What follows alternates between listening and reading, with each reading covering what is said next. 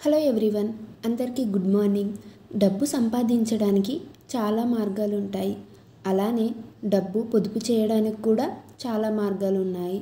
డబ్బుని పొదుపు చేసే కొన్ని టిప్స్ ఈరోజు మీతో షేర్ చేస్తున్నాను.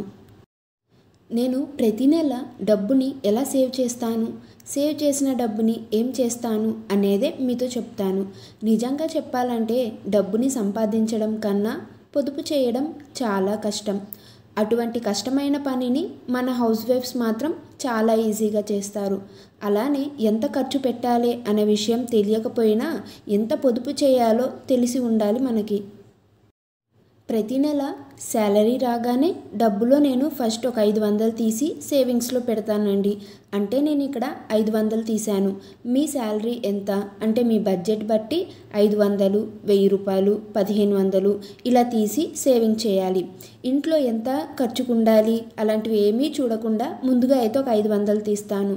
ఒకవేళ ఏ విషయంలోనైనా ఆ మంత్ శాలరీ రాకపోయినా ఇంకేవైనా ఖర్చులు ఉంటే ఇంకా ఈ పనినైతే అంటే ఈ 500 మాత్రం ఇంకా శాలరీ నుంచి అయితే అసలు తీయను. ఇంట్లో ఎటువంటి ఖర్చులకి సంబంధం లేకుండా ఒక 1500 తీసి పక్కన పెడతాను. ఇవేవైనా ఫంక్షన్స్కి వెళ్ళినా, పెళ్ళికి వెళ్ళినా, మెడికల్ ఖర్చులకి బాగా ఉపయోగపడుతుంది. ఇంట్లో ఏవైనా అత్యంత అవసరాలకి ఈ మనీ అనేది కరెక్ట్గా సరిపోతుంది. ఒకవేళ నెలలో అవసరాలు రాకపోయినా సరే, లేదా ఈ అమౌంట్లో కొద్దిగా అమౌంట్ మిగిలినా నేను ఇంకా సేవింగ్స్ డబ్బాలో అయితే వేస్తాను. ఇంకా పిల్లలు ఉంటే వాళ్ళ స్కూల్ ఫీజు కట్టాలి కదా, అందుకు ఒక 2000 తీసి అయితే పక్కన పెట్టాలి. ప్రతి నెల ఇంకా మిగిలిన డబ్బుని ఎలా ఇంట్లో ఖర్చులకి ఉపయోగిస్తాను అనేదే ఇప్పుడు నేనైతే ముందుగా అయితే శాలరీ రాగానే ఇంట్లో ఖర్చులన్నిటికి వాటికైతే విడిగా తీసేస్తాను. ఫస్ట్ హౌస్ రెంట్, పాల బిల్ అవ్వచ్చు, కరెంటు బిల్ అవ్వచ్చు, గ్యాస్ సిలిండర్ బిల్ అవ్వచ్చు, అంటే కిరాణా సరుకులు అవ్వచ్చు, vegetables, TV recharge, phone recharge ఇలాంటి ఖర్చులకు కావాల్సిన మనీ అంతా పక్కకు తీసి పెడతాను. కొంచెం ఎక్స్ట్రాగా తీసి పెడతానండి. వీటిలో మనకి అన్ని ఖర్చులు పోగా ఏవైనా కొంచెమైనా డబ్బు మిగిలితే మళ్ళీ అది నేను ఇక్కడ సేవింగ్ బాక్స్లో అయితే వేసేస్తాను. ఇక్కడ ఎగ్జాంపుల్గా చెప్పాలంటే గ్యాస్ సిలిండర్ ఒక 1500 నేనైతే పక్కకు తీసి పెట్టాను. ప్రెజెంట్ గ్యాస్ సిలిండర్ రేట్ వచ్చేసి 1500 మిగిలింది కదా, ఇంకా 500 అయితే సేవింగ్స్ బాక్స్లో వేస్తాను. ఇంకా ఇలాంటి ఒక చిన్న బాక్స్లో అయితే మనం బయట మార్కెట్ నుంచి వచ్చిన ఏదైనా బయటకు వెళ్ళొచ్చినా మన దగ్గర చేంజ్ ఉంటుంది కదా, ఇలా 1 రూపీ కాయిన్స్, 2 రూపీస్ కాయిన్స్, అలాగే 100 రూపీస్ లోపు 10 రూపీస్, 20 రూపీస్ ఇలా చేంజ్ ఉంటే ఇలాంటి చిన్న బాక్స్లో వేస్తాను. ఎక్కడికక్కడ పడేయనండి, ఎప్పుడైనా మనకి యూజ్ అవుతుంది కాబట్టి ఇలాంటి చిన్న బాక్స్లో వేస్తాను. ఇంకేంటంటే ఇలాంటి ఒక పెద్ద బాక్స్ అయితే తీసుకున్నాను, డిబ్బి.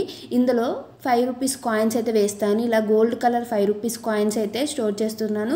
ఒకప్పుడు 20 రూపీస్ ఇలా కలెక్ట్ చేసి అయితే నేను దాచుకునేదాన్ని. ఇప్పుడైతే 5 రూపీస్ ఓన్లీ గోల్డ్ మాత్రమే, గోల్డ్ కలర్ 5 రూపీస్ మాత్రం ఇందులో స్టోర్ చేస్తున్నాను. ఇంకా ఒక 2 మంత్స్ నుంచి అయితే ఇంకా ఇలా చేస్తున్నాను. చూడాలి ఎంతవరకు అవుతుంది ఏంటి అనేది. ఏదైనా ఒక పొదుపు చేస్తూనే ఉండాలి హౌస్ వైఫ్. పొదుపు చేయడానికి చాలా మార్గాలు ఉంటాయి.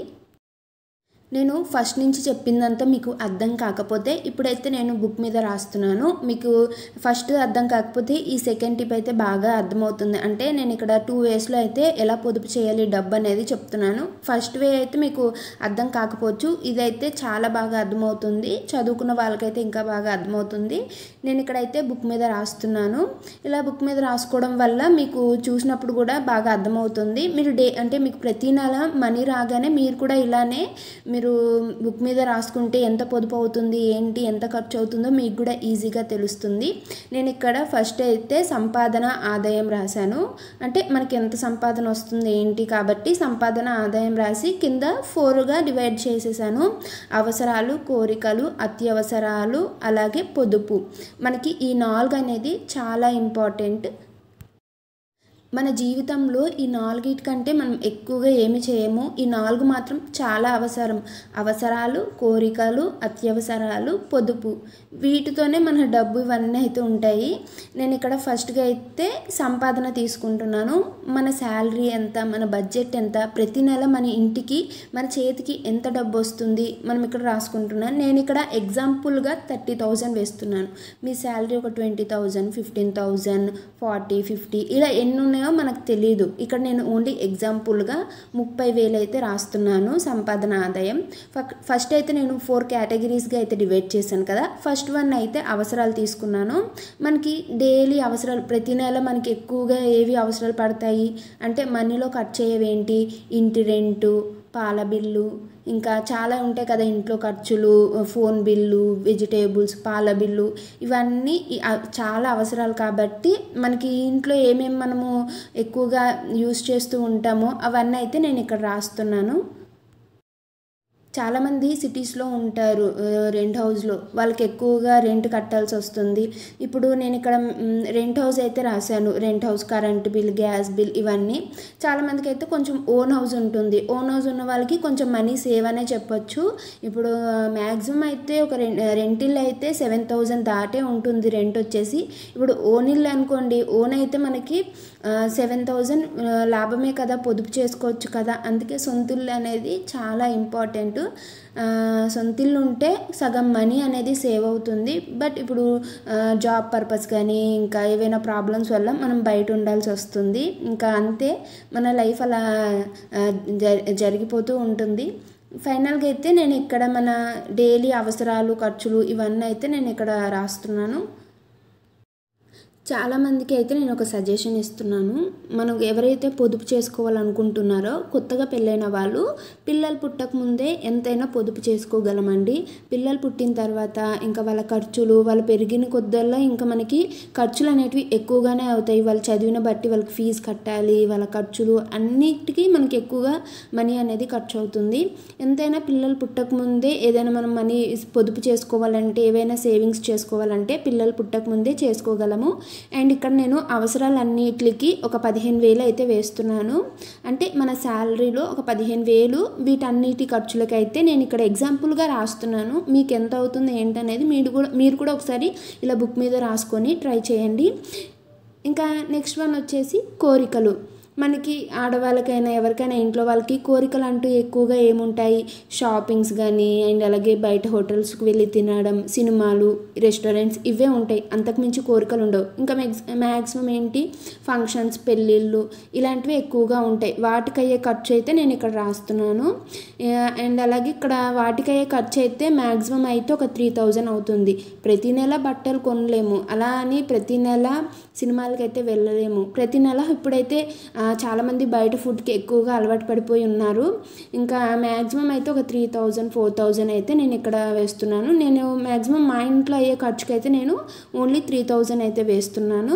మీకు ఎంత అవుతుంది ఏంటి ఒకసారి మీరు కూడా కౌంట్ చేసుకోండి. ప్రతి నెల ఏంటి కోరికలు ఏమంటే ఏవైనా ఖర్చులు ఎక్కువగా అవుతున్నాయా మీరు కూడా ఒకసారి ఇలా బుక్ మీద అయితే రాసుకోండి.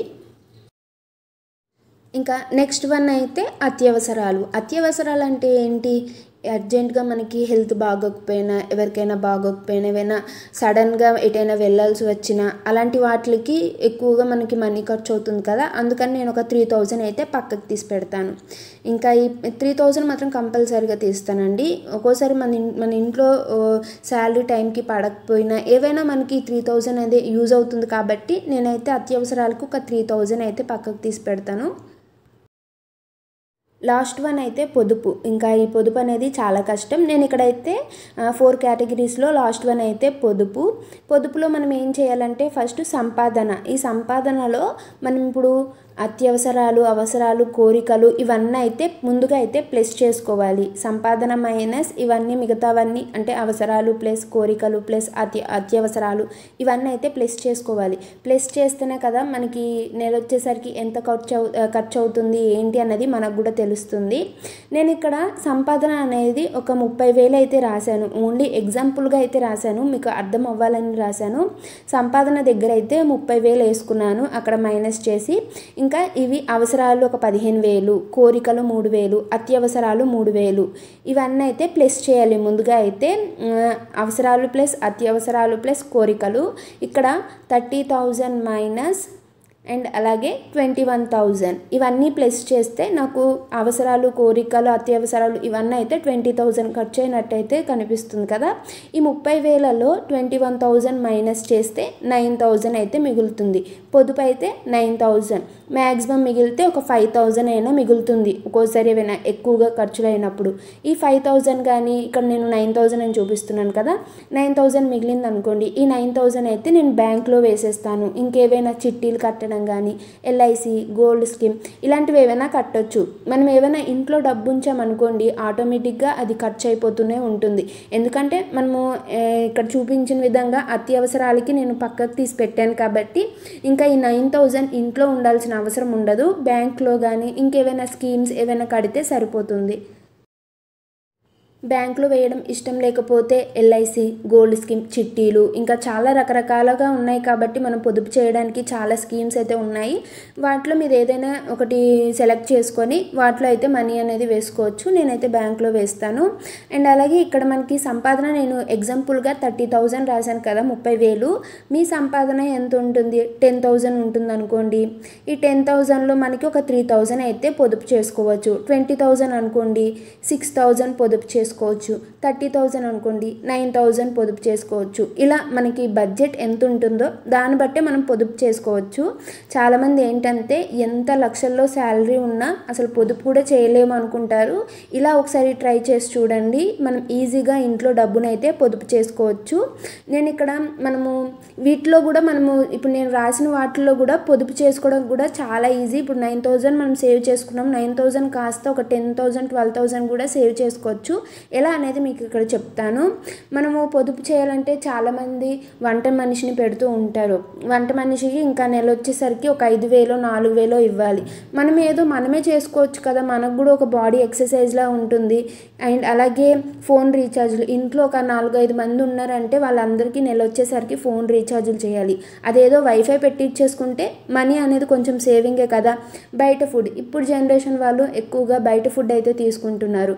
అదేదో మనీతో ఇంట్లోనే ఫ్రెష్గా వండుకొని తింటే ఇప్పుడు యూట్యూబ్లో ప్రతి ఒక్క వీడియో రెసిపీ అయితే ఉంది కాబట్టి ఇంట్లోనే మనము అంటే కుకింగ్ అనేది చేసుకోవచ్చు మనకి ఇష్టమైన రెసిపీ వచ్చేసి.